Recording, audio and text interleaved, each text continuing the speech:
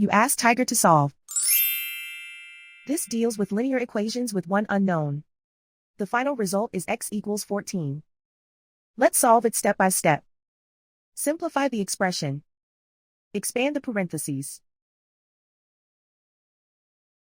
Simplify the arithmetic.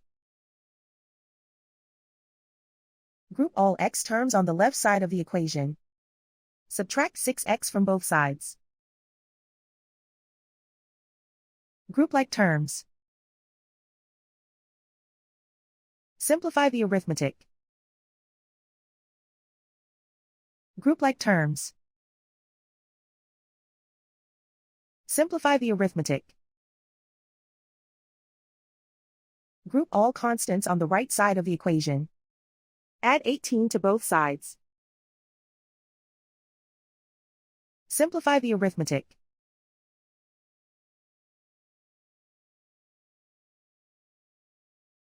Isolate the x. Divide both sides by 6. Simplify the fraction.